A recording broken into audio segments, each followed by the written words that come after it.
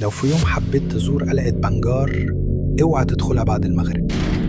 الحكومة الهندية حطت لافتة عند الباب بتقول ممنوع الدخول بالليل، لكن ليه؟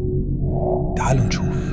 اشترك في القناة واضغط لايك وصلي على النبي علشان القصة الجاية يمكن تكون عنك، ويلا نبدأ الحكاية. في شاب اسمه أمان كان مسافر مع أصحابه للهند، وقرروا يغامروا ويدخلوا القلعة بالليل.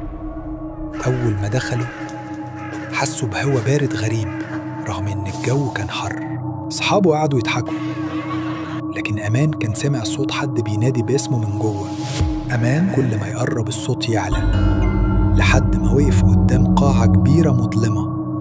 فتح كشاف الموبايل وللحظة شاف ظل طويل واقف ورا أصحابه، ولما لف بسرعة محدش شاف حاجة غيره. المرعب أكتر إن موبايله وقع من إيده، ولما شاله لقى الشاشة كاتبة لوحدها أنت اللي اخترت تدخل، مفيش خروج. الليل ده أمان خرج يجري من القلعة وهو مرعوب، بس أصحابه محدش شافهم تاني، وفضل لغز محير كل الناس.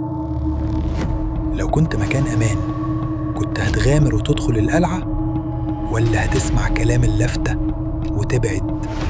قول لنا في التعليقات.